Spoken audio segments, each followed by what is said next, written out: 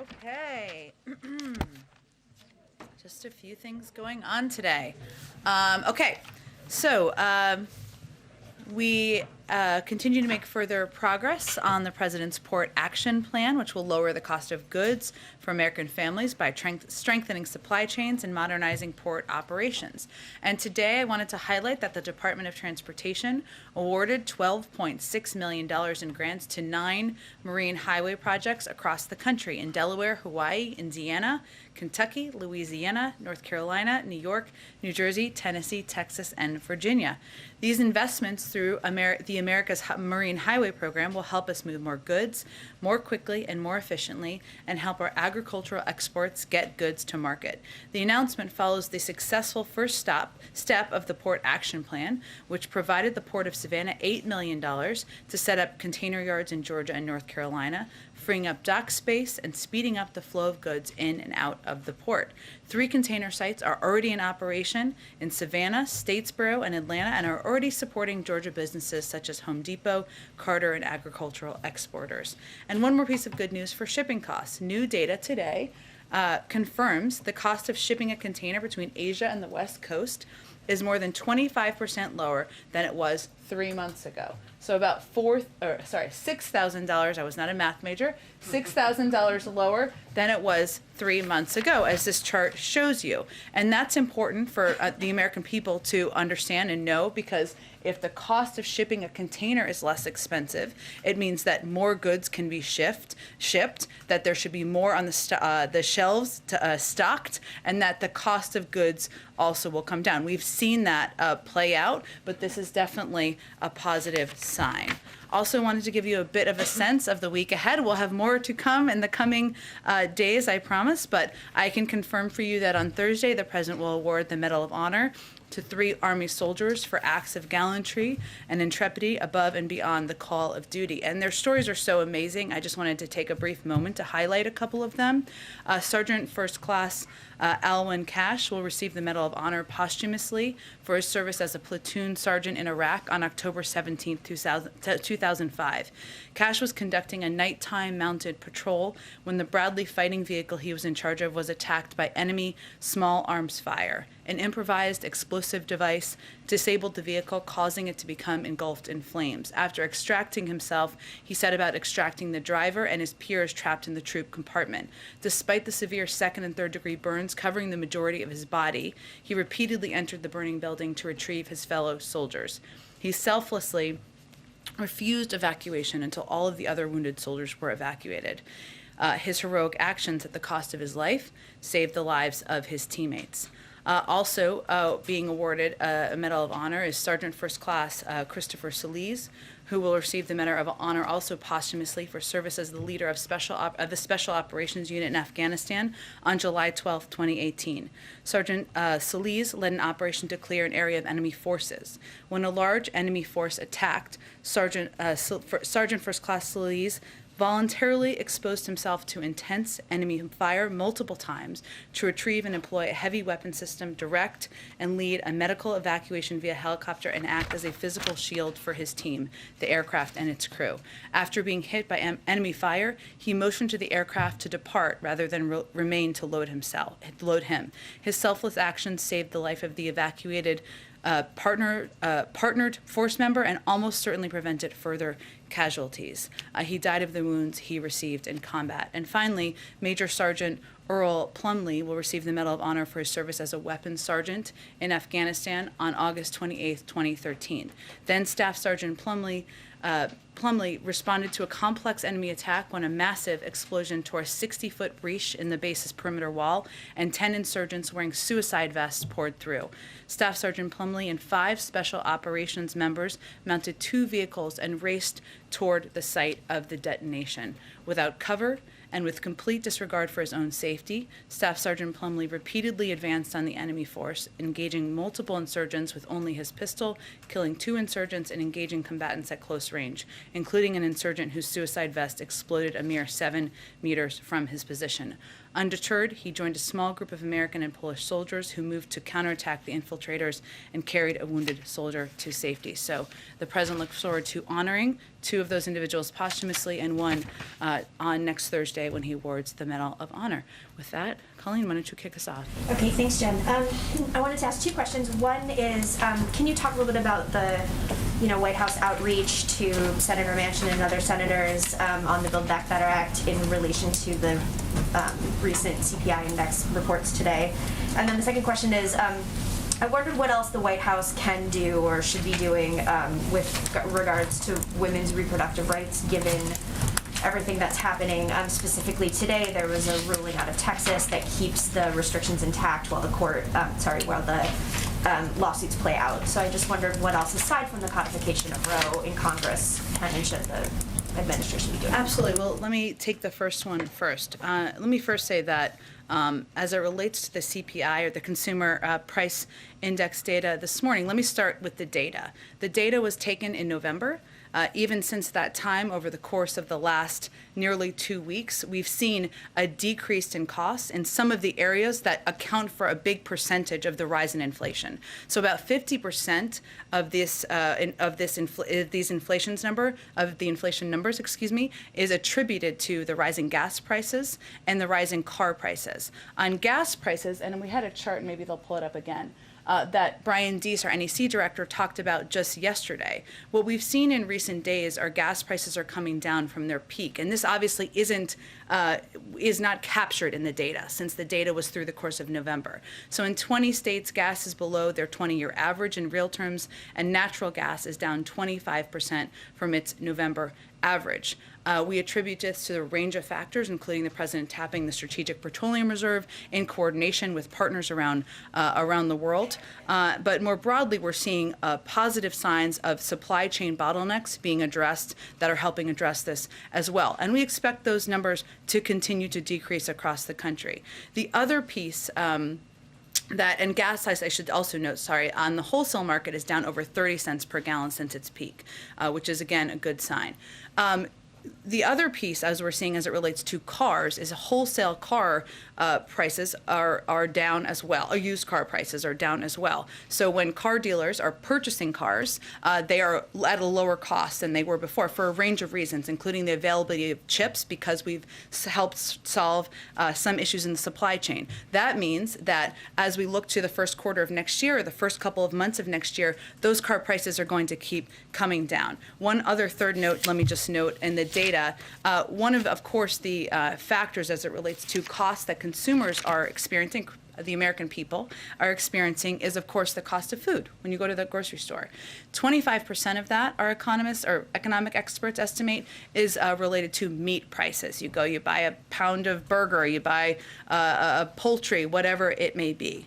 And our assessment here, and we've taken steps as it relates to our competition agenda, is that dominant corporations in these industries are taking advantage of their market power to raise prices while increasing their own profit margins. Meat prices are a very good example of that, something we're working to crack down on. And just to give you a sense, gross profit margins for big meat processors are up 50%, and net margins are up over 300%. That should not be the case. That is not all attributed to supply chain issues, et cetera. So I just wanted to dig into some of the data things there first, but I will note as it relates to how we have these conversations now with this data out, our argument is that this makes passing Build Back Better even more imperative, even more important, because what Build Back Better will do is it will start cutting costs early next year, including for childcare costs, cutting them in half in 2022, making preschool free for many families starting in 2022, saving families the $8,600 a typical family currently spends on preschool, leading to the construction of additional housing units starting in 2022. These are all areas, the way people, and the president just talked about this too, experience inflation, as you all know, is not through the data or graphs, as much as we love graphs in here, but it's about the costs on their family budgets. And so that's why in our view, and the president's view, the argument is even stronger to get it done now. the last thing I would note on this, and then I'll get to the other question you had, is that the president just noted, and I don't know if you saw, that he would be speaking with Senator Manchin early next week. Obviously, we're in touch at a staff level, but I will leave it, of course, to Senator Manchin to speak to that further. As it relates to the question about the Supreme Court ruling this morning, one, the president has obviously been at former Senator Dole's funeral for the majority of the day, but we will be issuing a statement in his name. We naturally wanted him to see and review and edit first, so you will all be getting that shortly. But let me just note that the president is very concerned by the Supreme Court's decision allowing SB 8 to remain in effect, given the consequences the law has for women in Texas and around the country and for the rule of law. I know you noted this, but I would just like to reiterate that the president is deeply committed to the constitutional right recognized in Roe v. Wade, and he has argued and advocated in the past for codifying Roe through passing the Women's Health Protection Act. And the ruling this morning is a reminder of how much these rights are at risk.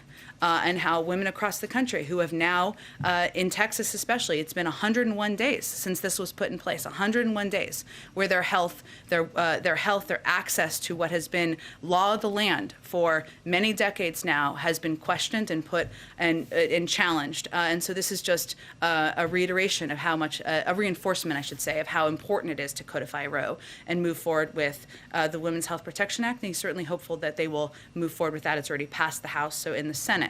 I would note in terms of additional administration actions, HHS announced a department-wide response to protect patients and providers in response to Texas Law SB 8. These actions include, and they will continue to be built upon in coordination with the Gender Policy Council here, issuing Title 10 grant support for health service providers, with Title 10 grantees receiving significant funding to support expansion of family planning services, as well as plan to expand access to emergency contraception and family planning services to any eligible applicant. These are steps that have already been underway, but we will continue to explore what more can be done.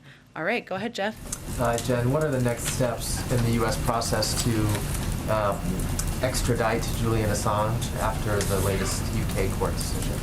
Well, this is really a case it's an ongoing criminal case, so I'd refer you to the Department of Justice and their statement. The president is committed to an independent Department of Justice, and so we'd really let them speak to any next steps.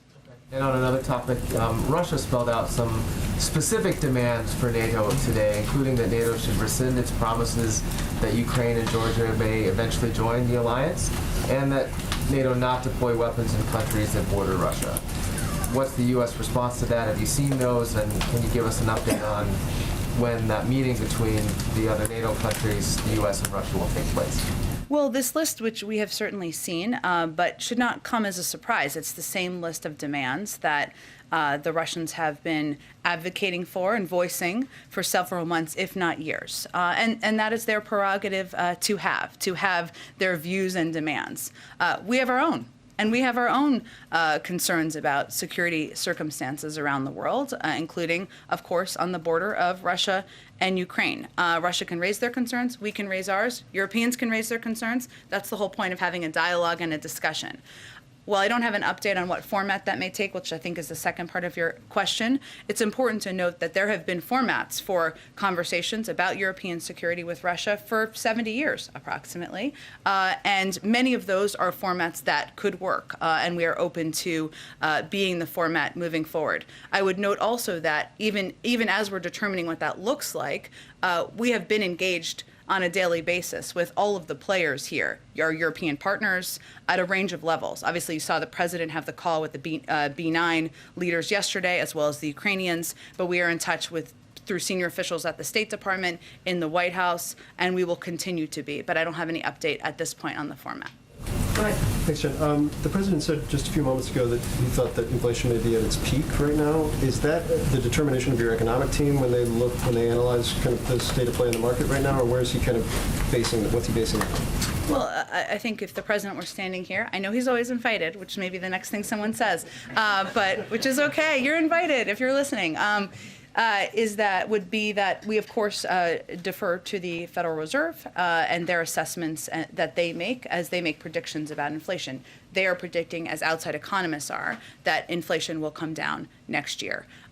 So we would really defer to them, as would the president. I think I have not obviously had a chance to speak to him post his comments because it was just shortly not so long ago, but I think what he is in his mind, as he went on to articulate, is what we're doing to lower costs for the American people. And that's how he sees it, is, of course, inflation is a term we use here. We use it at the Federal Reserve, a very important economic term. The way the American people experience this at home is costs and what things cost, whether it is the cost of gas or natural gas, heating your home or putting gas in your car. We're seeing those prices come down, or whether it is buying a car, again, we're projecting those prices will come down. We're obviously working to bring the cost of food down. So we are seeing those move in a good trajectory and in a good direction, and I think that's how he was articulating it. And then you guys have been consistent on your argument as it relates to Build Back Better and inflation now for weeks, if not months. Senator Manchin has been consistent in his position for weeks and not months. Obviously, something is going to need to change in that dynamic on the senator's side of things for him, I presume, to support Build Back Better.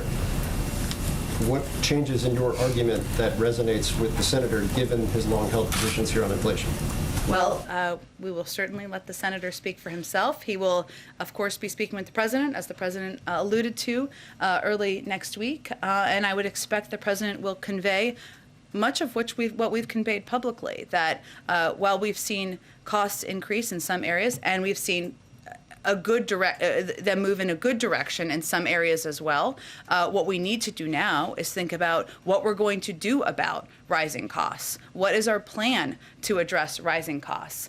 You saw every single Republican in the House vote against Build Back Better.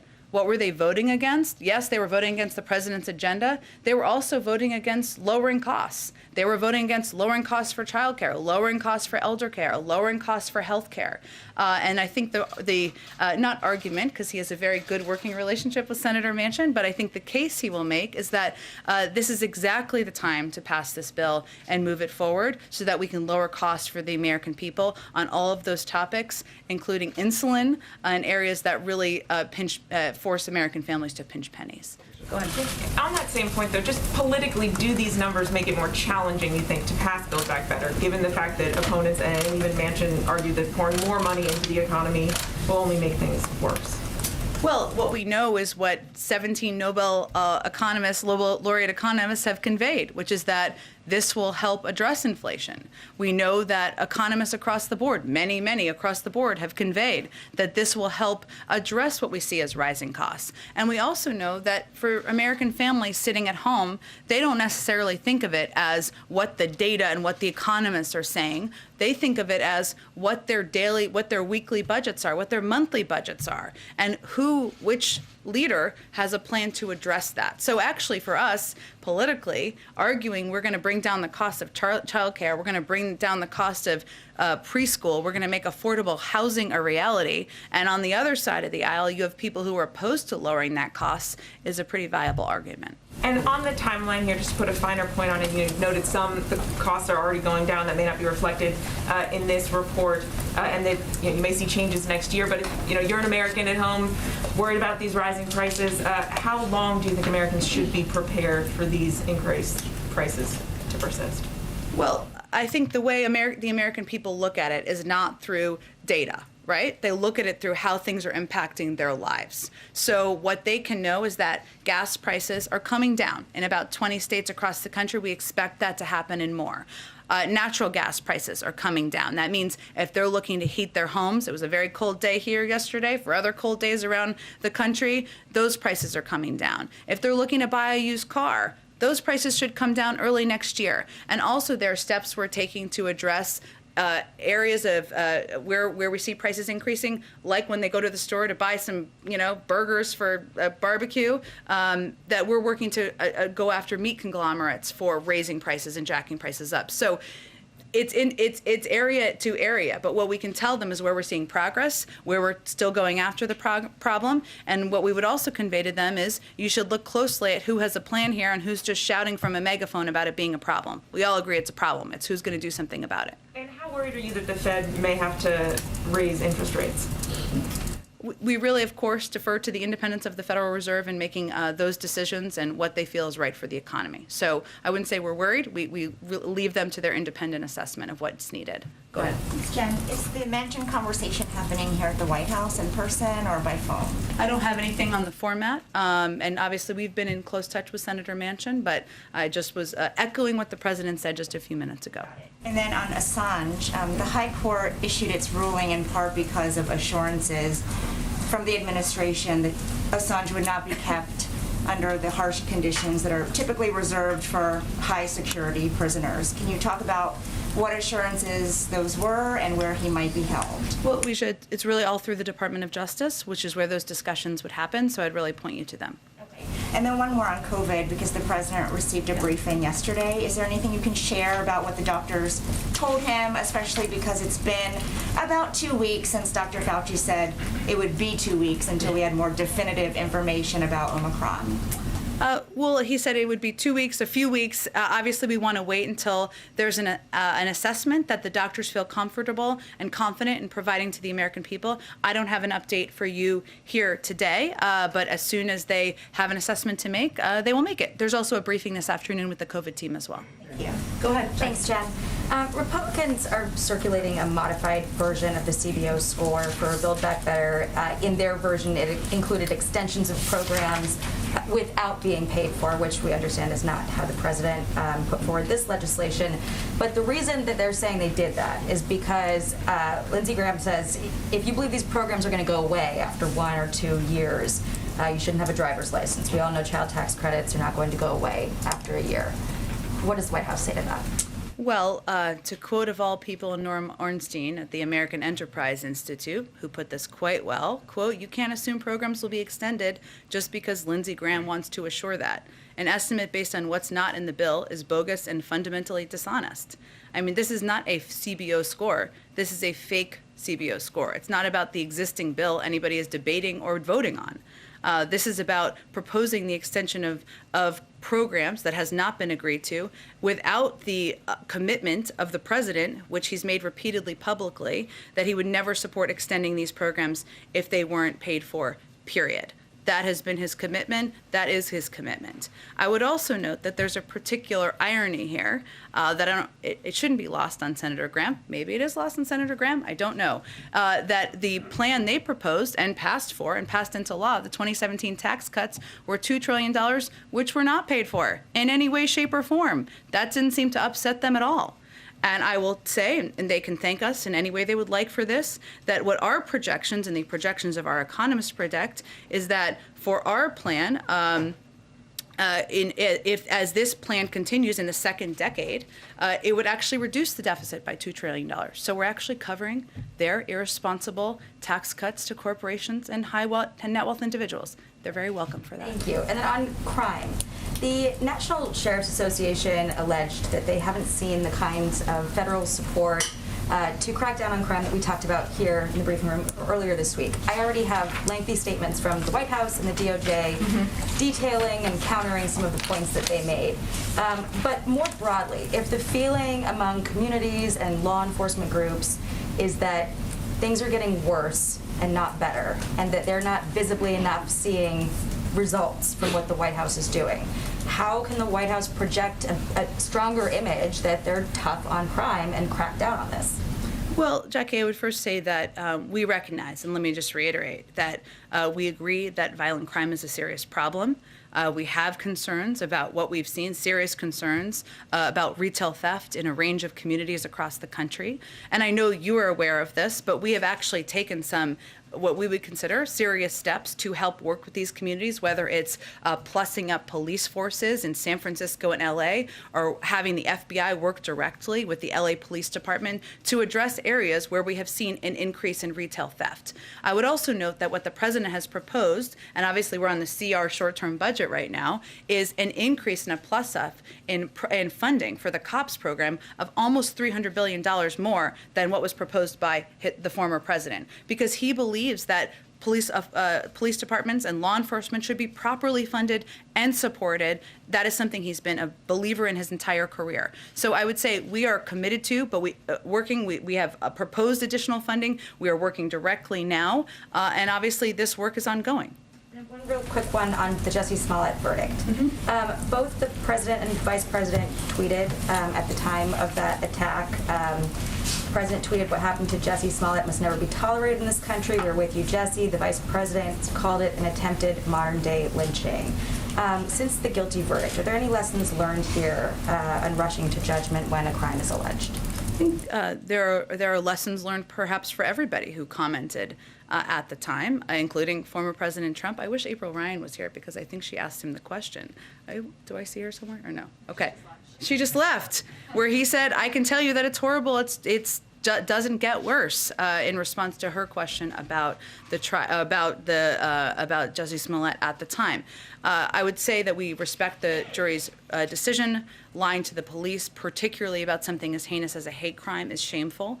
Instances of that need to be investigated fully, and those found guilty need to be punished. And false accusations divert valuable police resources away from important investigations. They make it harder for real victims to come forward and be believed. You know, if you look back at the time, it's also true and important to note that accusations of hate crime should be taken seriously, and they need to be fully investigated. But that's where everybody was looking at it at the time. But certainly knowing what we know now, it's important to also note the danger of lying to police and lying about hate crimes and the fact that it diverts important resources. Go ahead, Kristen. Thank you, Jen. I know you've gotten some questions about the timeline of inflation, but let me just try again in this context. I think it bears repeating because now we have the numbers. Fed Chair Jerome Powell said that transitory is no longer the right way to describe inflation. He said it now appears that factors pushing inflation upward will linger well into next year. I asked Brian Deese this question yesterday, so let me put it to you today. Given what Jerome Powell is now saying, does the administration, does the president acknowledge that inflation is more entrenched and not transitory? Well, Kristen, I would say that I can't speak obviously for Jerome Powell, but I think part of the point here is that it doesn't really matter what you call it. Our view, but more importantly, the view of the Federal Reserve, which he oversees, private sector forecasters in the markets, has been and remains, and has been for months, that inflation will ease over time. That is the projections of the Federal Reserve. That is the projections of outside forecasters, and that it will ease next year. And that our supply chain issues and higher prices are rooted in the pandemic, which will subside as it gets under control. So I can't parse for him his comments, but they make projections on a regular basis, on a predictable basis, which is important for the markets, important for people to look to, as do we, which I think is the most important thing to watch. They are predicting, as they have for months, which hasn't changed even when he made those comments, that it will subside next year. I think when people hear the term well into next year, though, I interviewed a business owner today, some families who say it's this piling up of prices that's causing the suffering. What do you say to those families who are suffering and they hear a term like well into next year and they feel panicked? I would say that we take the rise in prices and that impacts individual families, small businesses, anyone across this country incredibly seriously, Kristen. And that's why it's so important to note and to detail, as I did at the beginning, but I can highlight a little bit more, what the president is doing and what this administration is doing to lower prices. And that includes using every lever at our disposal to lower gas prices, something that's impacting people across this country. We've seen some progress. 20 states across the country, we've seen it go down. We expect that to increase. Another key driver in these inflation numbers is the price of cars. We're seeing wholesale car prices come down. That means when families go to a lot to buy a used car, first quarter of next year, the prices will be lower. And we're also using tools at the president's disposal to go after meat conglomerates, where we're seeing when people go to the grocery store and a pound of meat is more expensive than it should be. We agree. That's less related to supply chain issues. A lot of that's related to the actions these conglomerates are taking to take advantage of the American people and the industry. So what people should understand is that the president is focused on bringing down costs in all of these industries, how they're impacting their daily lives, which is what's most important to him, and that also getting the Build Back Better agenda and bill passed will help lower a range of costs that impact people's bottom lines, their pocketbooks, their budgets. Obviously, the child tax credit is a part of the Build Back Better plan. I asked you about this yesterday, if there's any discussion about pulling it out as a standalone piece for the families who rely on that tax credit. Will the president say to Congress, don't leave until we get this done, to make sure that that child tax credit does get extended? What's his plan for that? I think it's important to note that there's not a single Republican who supports extending the child tax credit, unless they want to speak out, and if they do, they're welcome to join us in supporting the extension of that. We believe that the full package, the entirety of the package, has key components that will lower costs for American families. That's what we're advocating to push to pass. That's what Leader Schumer would like to do and see passed, and that's what our focus is on at this point in time. Go ahead. Thanks. Going back to abortion, what path does this White House see for the Women's Health Protection Act, given the current balance in the Senate? Would you advocate for a filibuster carve-out in order to pass that bill and protect access to abortion? I would say that we would like to see that bill come up for a vote in the Senate. We would like to see that bill move forward, but in terms of the mechanism for that, I don't have anything new on that. We will defer to leaders in the Senate. And then also, there's some reports today about conversations among senators about potentially exploring a rules change to expedite ambassador nominations. Is the White House involved in this conversation at all? And how worried are you about a scenario where tensions are escalating at the border of Ukraine and you don't have ambassadors in some of these key European cities? We're deeply worried about it. It is true, let me first state, having worked at the State Department for a few years, that we have a very talented foreign service team and officials around the country, around the world, and career officials that are around the world. But it should be that if there are qualified, talented, experienced nominees who have been nominated by a president to serve in key positions around the world, they should move forward through the Senate. And what we're seeing now is that there is delay in process. A number of these nominees will end up with a majority of votes. Not everyone, but a vast majority of votes, Democrats and Republicans. Yet there's an insistence on hours and hours of debate that's slowing the process. And you're absolutely right. There are key countries in the world where we have not had ambassadors. The president has been in office for almost a year now,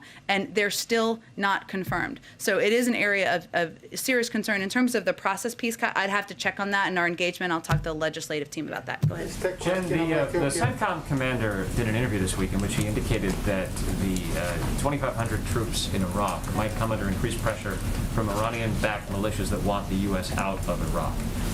One of the reasons the president pulled out of Afghanistan was because he was afraid that American troops there would come under increased risk if the Taliban took over the country. Can you explain why the U.S. presence in Iraq will remain if the president was so interested for that reason getting out of Afghanistan? I have to talk to our national security team about their specific view on this, and probably the Department of Defense and their team about it. I would say that Afghanistan was, of course, a war that we fought for 20 years, where we had troops on the ground who were fighting a war on behalf of the Afghans. They were unwilling to fight for themselves. I know it's tempting to compare different war zones. They're always a little different and have different circumstances, but I can check with them on this specific case. One other question. We understand the mother of Austin Tice, the journalist who's been captive in Syria for so long, was going to be meeting with the National Security Advisor. Do you have an update on that meeting, and does the U.S. government have hope that Austin Tice might soon be returned to his family?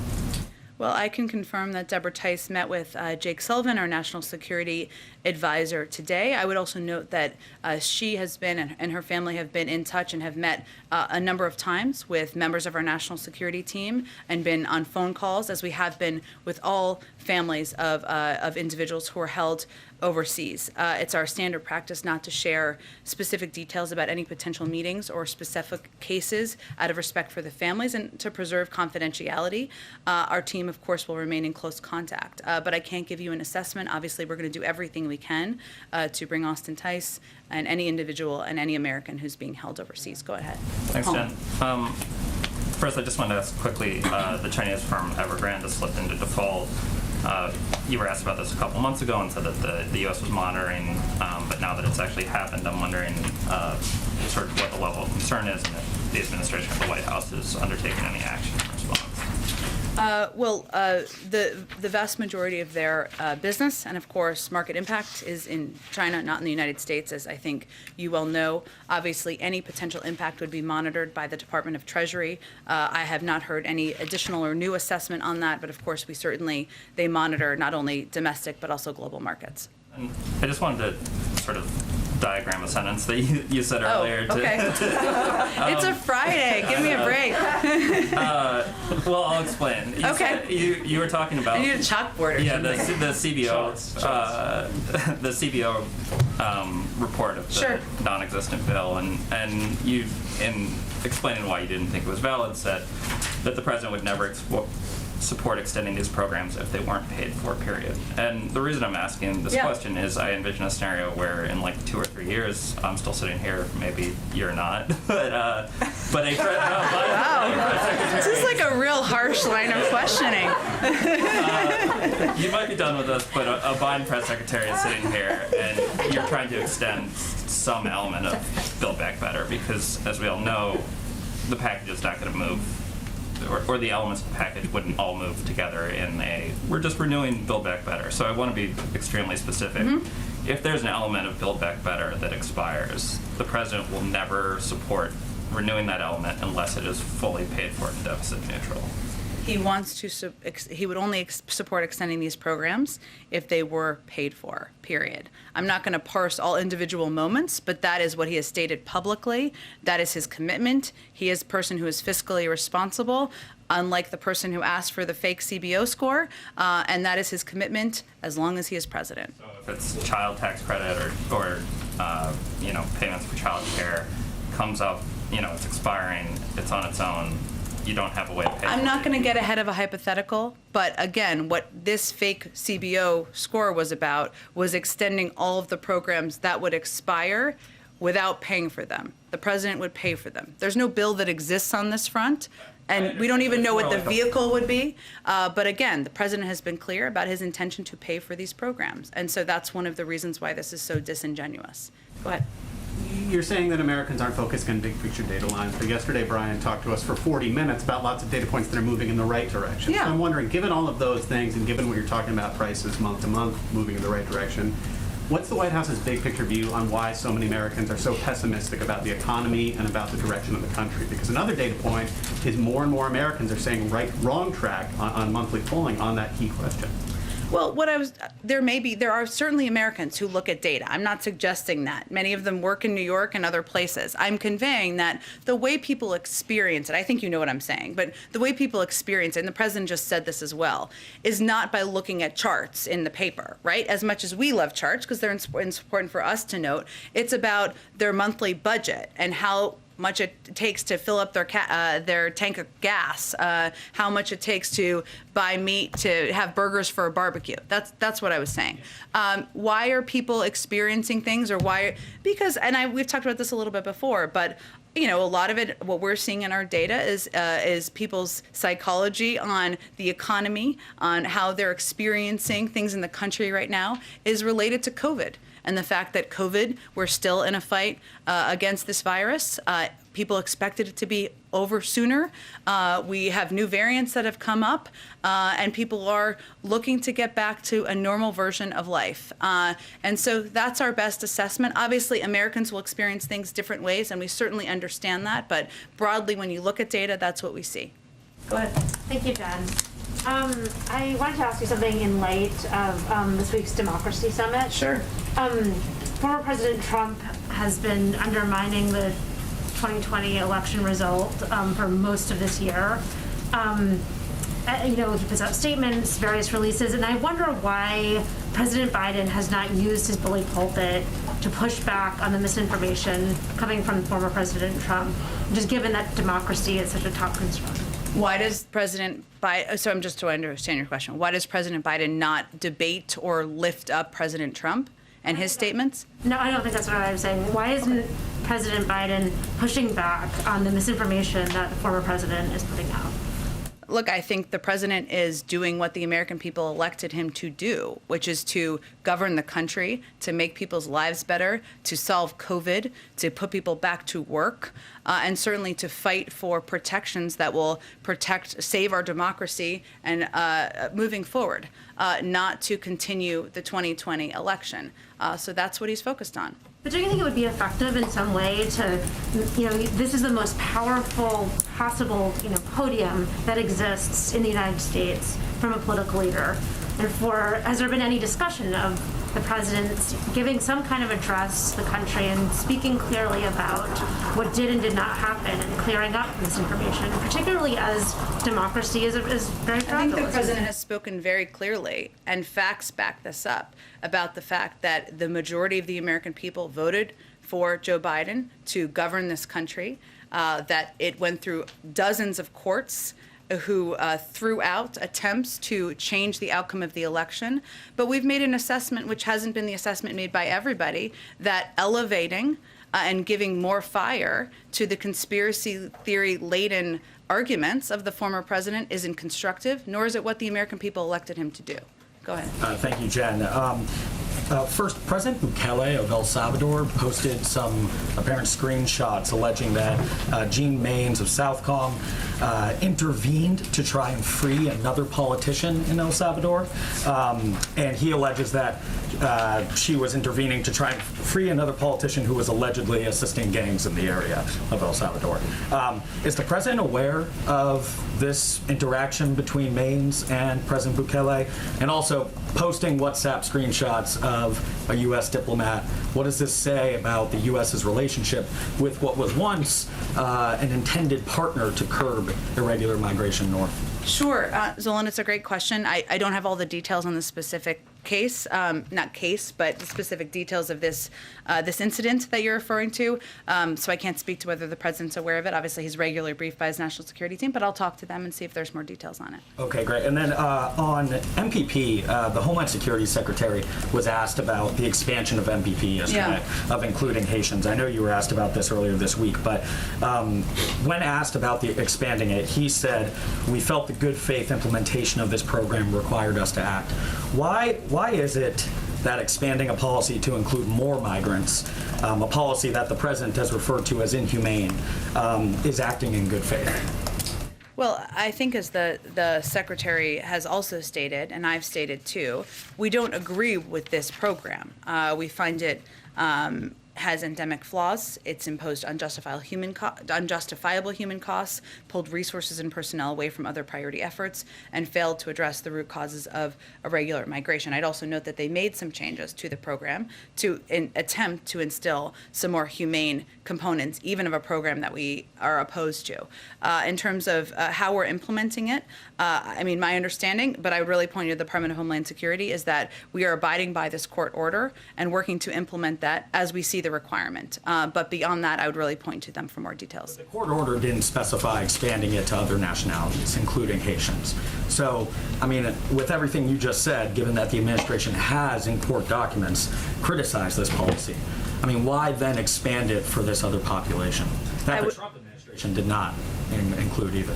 Well, I would say, first of all, the Trump administration allowed this program to continue, separated families and mothers from their children, and had an absolutely inhumane and horrific approach to immigration. So I don't think there's any point of comparison there. I will check and see if there's more details on this to share with you. The last one I have is just with this this tragedy involving a truck crash with more than 50 migrants that were killed. That's the initial reports. Just initial reports from people on the ground say that that truck was intending to come to the U.S. border, that those folks were trying to come to the U.S. Is the president, is the administration reaching out to Mexico, to partners in Central America this morning? Does this cause for a certain reevaluation of the strategy to deter migration north? It would really come through the Department of Homeland Security, that kind of outreach. So I would point you to them for any more detail about a connection with the Mexican government. Or the vice president at this point? I can check and see, but I suspect that conversation would first happen through the Department of Homeland Security. Go ahead. Oh, go ahead, Karen. Thanks, Jen. Retail sales recently have been strong, even with prices increasing. Does the White House think that will continue, or is there concern about consumers starting to scale back due to higher prices? We have seen retail sales up. I mean, it is the holiday season right now, so without being an economist, I suspect that retail sales are often up around the holiday season as people are engaging in retail therapy or what have you this time of year. In terms of whether it will come down and be, I think I would assume you mean below what the typical trend would be. We haven't seen that to date, but I don't have any economic projections of what we expect on that front, or I have not heard an expectation from economic team that we expect them to come down. And on a different topic, Manuel Oliver lost his son in the Parkland, Florida high school shooting in 2018. He's been here in Washington this week. He spoke to us, ABC, and said he wants to meet with the president to talk about gun control in the wake of another school shooting. I know that he's met with the president in the past, and some White House officials in the past have spoken with him. But is there a plan for the president to meet with Mr. Oliver while he's here in Washington? And then I just have one quick one after that about this. Sure. Well, let me first say that we have been in touch with Mr. Oliver. Cedric Richmond has been in touch with him, and we've also offered a meeting with Cedric Richmond and members of our senior team. I don't have anything to preview in terms of a meeting with the president, but certainly he is somebody, as you noted, who the president has met with in the past. We certainly respect and honor, one, his loss, but also his activism as a follow-up to that on behalf of gun safety. But I don't have anything to predict at this point for a meeting with the president. I think you were asked this earlier this week, but just to circle back on that, has the president spoken with any of the families who lost a child in the Michigan school shooting last week? I don't have an update on that either at this point in time. Go ahead. So the Los Angeles School District has 85% of its eligible students vaccinated, 12 years and older and up, but they're pushing back the deadline for the rest of those students because tens of thousands were not going to meet that deadline. How does the White House view that experience? Is it viewed that this has been a successful use of a mandate on students? Is this a warning sign that not enough students are getting vaccinated? How would you characterize and look at that situation? I don't have any specific grade of their implementation. Obviously, school districts across the country are going to implement or not different requirements to keep their schools safe. What I would note is that that is a vast majority, that is a compliance with what the requirements are they put in place by a large population of the school community. And that is something they have made the decision will make their community and their school safer, make parents feel more comfortable and confident in sending their kids to school. That's ultimately a good thing, but different schools are going to implement it differently. I think the president's principle is ultimately that there should not be a cliff, that there should be efforts to find accommodation, to ensure there's counseling, that there's communication and education about the efficacy of vaccines or alternatives like testing, and that is certainly something that we've conveyed to entities across the country. One more question on schools. Obviously, the White House wants schools to be open. It's been encouraging schools to open. Yeah. Many schools are fully open. But inside schools, there are often very strict rules. For example, sometimes students are required to eat outside or eat distant from each other, not talk to each other while they're eating. Does the White House want to see those rules lifted as well to get back to a more normal school experience? Well, schools are taking steps, especially since we've only recently approved through the CDC and FDA vaccines for 5 to 11-year-olds. They're not approved for kids younger than that, to keep their kids safe and keep students safe. I will tell you, I have a 3-year-old who goes to school, sits outside for snacks and lunch, wears a mask inside, and it's no big deal to him. I'm not saying that's the case for everybody, but these are steps that schools are taking to keep kids safe. And I think the vast majority of parents appreciate that. Obviously, we want to get to a point where we're turning to a version of normalcy for everybody, right? Where you're not sending your kids backpack with 7 extra masks, right? Where you're not adding 2 hats so that they're warm outside for a snack. There's no question that's the case, but we also think the most important thing should be safety, the safety of kids, keeping kids in school, which the president is very focused on, and some of these steps, creative steps that schools have taken, have enabled that to be possible. Go ahead, Tina.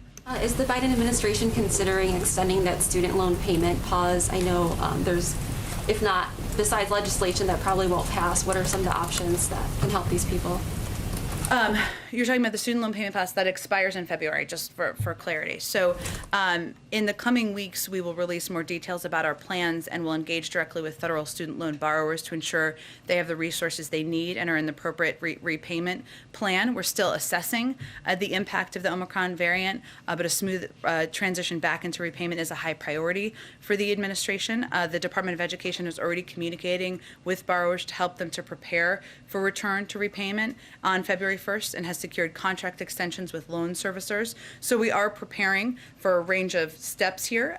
These steps have provided, I would just note, more than $12.5 billion in discharges to nearly 640,000 borrowers, plus tens of billions more saved by the 41 million borrowers who have benefited from the extended student loan payment pause. But it expires February 1st, so right now we're just making a range of preparations. And then on the Olympics, China earlier this week said when they learned of the diplomatic boycott that there might be some retaliation. Are there any counteractions that have been discussed within the administration?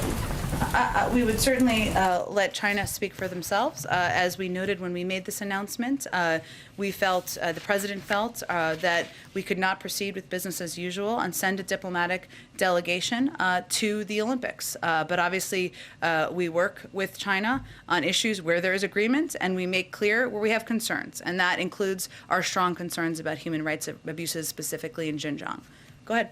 Thanks, Jen. Just following up on Steve's question on Austin Tice. Yeah. You mentioned that the administration is doing everything it can to free him. Does everything include direct engagement with the Assad government in Syria? I'm not going to detail anything further. Our objective is, of course, bringing people home. And not just the Tice family, but other families of those who have been held captive have criticized the president that they haven't seen direct personal engagement on their family cases. Maybe you could explain what the president has done directly to help free some of these Americans abroad. I'm not going to detail the president's engagement because it's not advantageous to our objective of bringing people home. What I can tell you is that Austin Tice's mother and all of the families of Americans who are being held overseas have been in touch with our national security team, have been in touch with Jake Sullivan and other senior officials in a range of departments at the State Department and others multiple times, and we are absolutely committed to closely coordinating with them, to doing everything we can from here in the United States government to bring their loved ones home. Go ahead. Following on that UK court ruling on Assange, has the president ever given any consideration at all to a pardon? And also, what is your response to the message in some quarters that prosecuting Assange is an assault on freedom of speech, freedom of press, information, etc.? Well, I would again reiterate that this is a case that is still ongoing. It's really under the purview of the Department of Justice. They've put out a statement. I'd point you to that for any further comment. I would say, broadly speaking, outside of this case, that the president has been an advocate for freedom of speech, freedom of press. He's holding a 2-day democracy summit that's wrapping up today. The freedom of media and press is a central component of that. He announced an additional tranche of funding to ensure we're advocating for that. And he is somebody who's going to continue to advocate that domestically and internationally through the course of his presidency. Go ahead, Nadia. Thank you, Jen. You said you're expecting the price of oil to go down soon. What do you base that on, and will the president reach out to the OPEC Plus producer countries again? And I have another. Well, we've already seen the price go down some, so I was basing it on what we've seen in the data in the oil markets. And yesterday you talked elaborately about a possible sanctions, economic sanctions on Iraq, on Iran. And you said that you will send delegations perhaps to the UAE and talk to your allies like Japan or South Korea and the rest. 2 questions. Number one is, are you going back to the maximum pressure campaign that the previous administration used to convince Iran to come back to the negotiation? And second, what kind of leverage do you have on China to stop importing Iranian oil? Well, I would say first, we're not using the last administration approach as a model. They pulled out of the Iran nuclear deal, which meant that they've been able to proceed and progress in their nuclear program without visibility from the United States or the global community in a way that it leads to a reduction in everyone's security and is ultimately has enormously negative impacts globally. As it relates to what our leverage is on China, China was a constructive member of the P5+1, has continued to be, and obviously there are certain restrictions and requirements everybody would have to implement in order for this to move forward. That's all part of the negotiations. I don't think anyone wants to see Iran acquire a nuclear weapon. I'm not sure if you would call that leverage as much as something that is important to the security of the global community. Go ahead. Thanks. On China, U.S. Trade Representative Catherine Tai has previously said there's this range of enforcement mechanisms on the table to hold China accountable to the Phase 1 trade deal, but China's on track to fall short of the goals, primarily boosting imports of U.S. agricultural goods. How confident is the president he can hold China accountable to those commitments in time, since those obligations are expiring? Well, I know they're expiring the end of the year, right? Am I remembering this correctly? So we have a couple more weeks. Ambassador Tai is, of course, a running point for the administration on the implementation on these phase 1 negotiations and discussions. I don't have an update from here, but I can certainly check and see if there's more to report.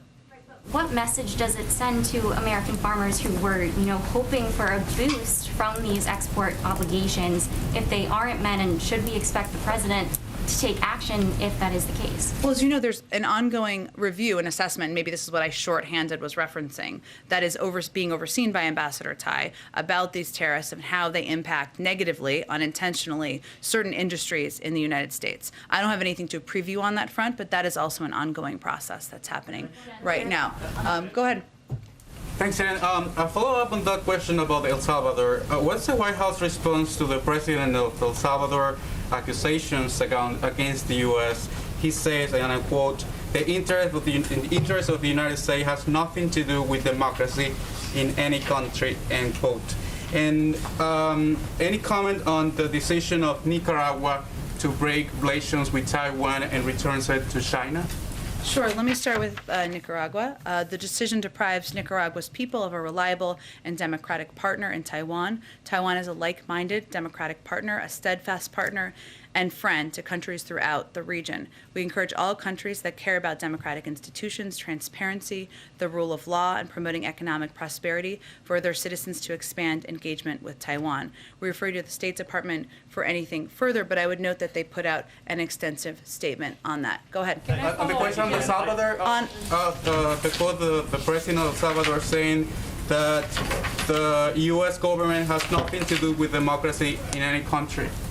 It's hard for me to even know the context of that statement. The United States just hosted a 2-day democracy summit where we announced an extensive financial commitment to contribute to the preservation of democracy around the world. As the president conveyed, democracy works best with consensus and cooperation, and he's also noted that we all need to continue to work harder to preserve our own democracy. I don't have an exact reaction to them.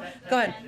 Two quick foreign policy questions for you. Sure. One is on Afghanistan. Yesterday, as was mentioned earlier, the head of Central Command did an interview, and during that interview, he said that the number of al-Qaeda members in Afghanistan has, in his words, probably slightly increased. Does that surprise the president? Is that a concern for the president? Well, I would say first that President Biden made clear from the start of the Afghanistan withdrawal process that it's critical for us to retain our over-the-horizon with counterterrorism abilities, our abilities to prevent, detect, and disrupt terrorism threats without having a permanent military presence on the ground that could be a target. And that is something he is committed to ensuring. Our national security team is working to ensure we have the capabilities, working with partner countries in the region who share that concern, who do not want terrorism to have a birthplace or rebirth place in the region. And we have also been clear that we will not allow terrorists to threaten the homeland from Afghanistan, and we will hold the Taliban accountable. I know we obviously do regular assessments for from our intelligence team on this, from the CIA director, from our director of the National Intelligence Agency. I'd really point you to them on their assessments, but the president takes his commitment to ensuring they do not rebuild, they do not gather, and they do not pose a threat to the homeland quite seriously. On Russia, just a few days after President Biden's conversation with President Putin, is it fair to say that the ball is now in President Putin's court, in the sense that the next step is up to him as to whether or not he pulls back its troops from the Russian-Ukrainian border or he moves into Ukraine? What's your assessment there? Is that a fair, accurate assessment? Well, I would say first that our objective continues to be diplomatic discussions. And to go back to Jeff's earlier question, those could take a range of formats. There's decades of precedent on this, and a lot of formats that exist where those could continue, and those could, and that is really our objective and our focus. Those would not, of course, involve just the Russians. Our overarching approach here is that we're not going to have conversations without the key players involved, whether that is conversations about Ukraine without Ukraine or conversations about NATO without NATO. Those are our principles. So that's really what our focus is on at this point. Obviously, all of this effort effort, a diplomatic effort to date, coordination with our European partners, the president's very direct conversation with President Putin was meant to convey very clearly that if he were to choose to invade, there would be severe and significant economic consequences. Obviously, he is the one who has control over the military troops of Russia, not other countries. But certainly our effort and our focus is to have those diplomatic discussions and have the ball move forward through that channel. I think I'm going to have to wrap it up here in just a moment. Let's go ahead. Thank you, Jen. I have two quick follow-ups. Sure. The first is you've been consistent on this, and so is the president, about your support for codifying Roe v. Wade. Yeah. What's more, Speaker Pelosi and Majority Leader Schumer have also voiced their support. Has the White House been doing outreach on this, and do you think that you would have the votes to be successful? I can't give an assessment of the vote count at this point. What I will tell you is that we have been engaged with leaders on Capitol Hill, many of whom have been quite outspoken about their concern and the need to move forward with the Women's Health Protection Act. Today, in light of the fact that women in Texas have been, for 101 days, they've had their basic access to women's health care, to their fundamental right that's been the law of the land for decades, be put into question and at risk. In terms of what our engagement will be, we will continue to be engaged. And the ruling this morning reinforces that there is more work to be done, reinforces that need to engage on Capitol Hill and with localities around the country. Moments ago, you were pretty definitive when you said that President Biden would only support extending these programs if they were paid for, period. Does that necessarily mean that sometime in the future, President Biden would be prepared to raise taxes? Well, I think President Biden's been pretty clear about his protection of keeping taxes low for the middle class and lowering them. But we don't have any hypothetical bill we're talking about here. I think you've seen him convey that pretty clearly, and all of the bills he's supported have been consistent. But we'll have real conversations when real bills exist. Edward, why don't you do the last one? Thank you, Jen. So you talked about inflation here in the room, the highest we haven't seen since 1982. President's been in office about 11 months. What grade does the president give himself on his handling the economy? I think every president I've ever worked for, I've only worked for two, but they try not to grade themselves. But I will tell you, but what the president is proud of working on with Congress, with governors, with leaders across the country, is his effort to lower prices for people across the country, whether it's the steps he took to lower the price of gas, whether it's the steps he took from the beginning to address bottlenecks in the supply chain that we're seeing play out now positively in terms of improvements, or whether it's his effort, his proposal to introduce Build Back Better, which will cut costs for people across the country. All right, happy Friday, everyone. Thank you, everyone. Have a good day.